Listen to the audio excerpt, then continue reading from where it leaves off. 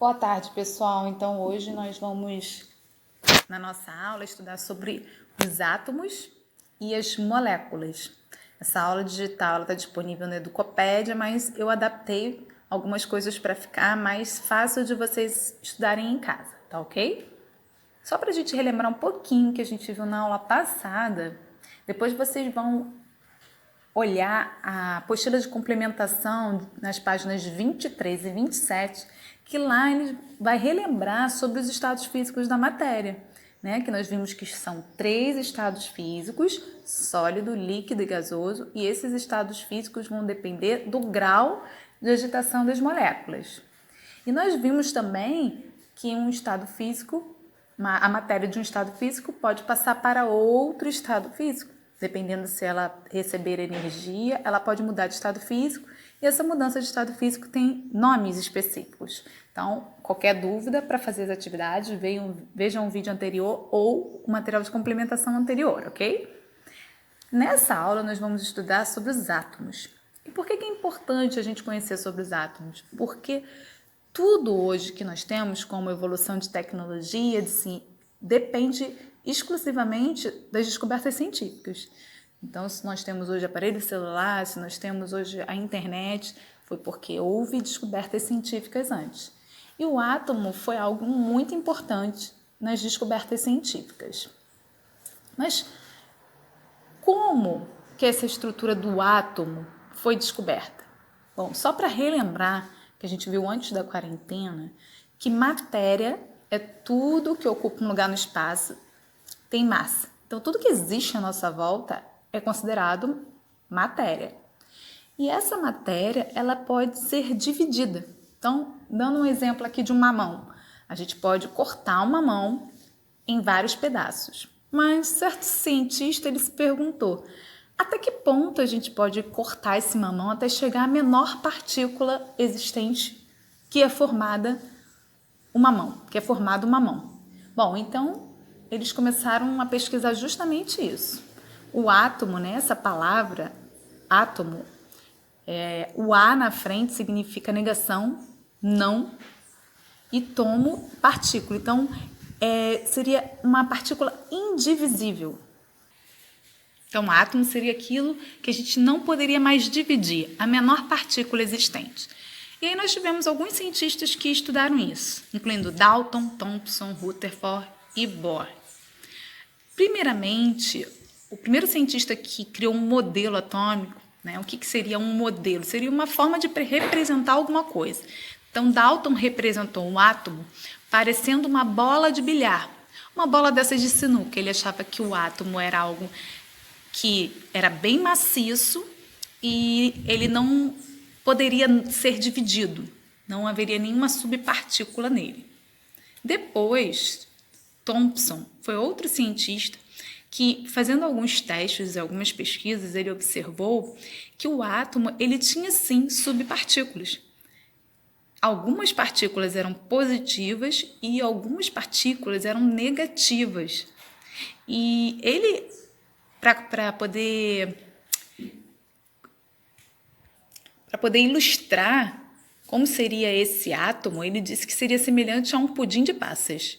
A massa do pudim seria a carga positiva e as passas em cima seria a carga negativa. Então, ele achava que o átomo era algo maciço e formado de 2 cargas elétricas, uma positiva e uma negativa. Depois, Rutherford foi aquele que desenvolveu o modelo que nós hoje estudamos, ok? Então, o modelo de Rutherford, ele foi conhecido como modelo planetário porque ele conseguiu perceber que o átomo ele era formado de partículas positivas que ficavam numa localização que era o núcleo, bem no meiozinho do átomo. E os elétrons ficavam em volta desse núcleo. Então, era semelhante, ele falou como modelo planetário, que era semelhante ao modelo que a gente tem dos planetas e do Sol, o Sol sendo no centro e os planetas ao redor. Esse é o modelo, ele precisou ser estudado um pouquinho mais pelo aluno de Rutherford, o aluno dele chamado Bohr. Esse aluno, ele conseguiu entender exatamente como os elétrons eles se comportavam. E aí ele melhorou a teoria de Rutherford. E hoje o que nós temos como estudo é justamente esse modelo. Então, qual seria o modelo atômico de hoje? Ou seja, como seria um átomo hoje que a gente considera? Primeiramente, ele tem duas regiões, o núcleo, onde nós temos os prótons, que é a carga positiva, e os nêutrons, que são partículas que não têm carga. E em volta nós temos um local chamado eletrosfera, onde ficam os elétrons com carga negativa. Então, esse é o modelo aceito hoje. Bom, lá nas páginas 24, 25 e 26 da apostila de vocês vão encontrar mais explicações sobre esses modelos de átomos por esses cientistas e atividades. Então, vocês podem ir lá na página 24, 25 e 26 da apostila e fazer essas atividades, ok? Bom, depois vocês vão na apostila de vocês, na página 22, e vocês vão ver lá uma representação de uma matéria que é formada por átomos. Exemplificando aqui, nós temos a água. A água, muitas pessoas sabem, já ouviram falar, que ela é representada, a fórmula dela, por H2O. Então, a água, a fórmula da água é H2O. Mas o que significa H2O?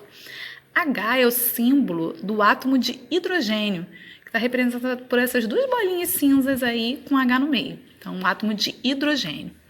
E O é o átomo de oxigênio. Então, nós estamos vendo aí que a matéria ela pode ser composta por mais de um átomo. Não precisa ser necessariamente formada por um único átomo. E o que significa esse 2 que está depois do H, né? H2O.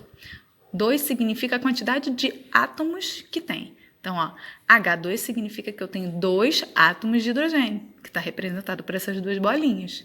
E o oxigênio, que não tem número nenhum depois dele, depois da letra, significa que só tem um átomo, tá? Sempre que não tem número, é um átomo só. Então, a água é formada de um átomo de oxigênio e 2 de hidrogênio, que formam a molécula da água.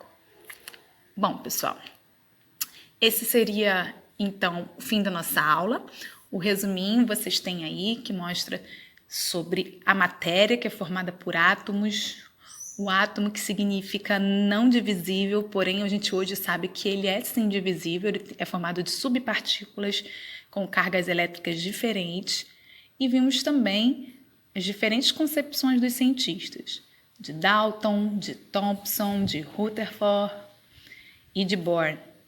E vimos como é o modelo atual do átomo, que é formado por um núcleo com prótons e nêutrons e eletrosfera com elétrons.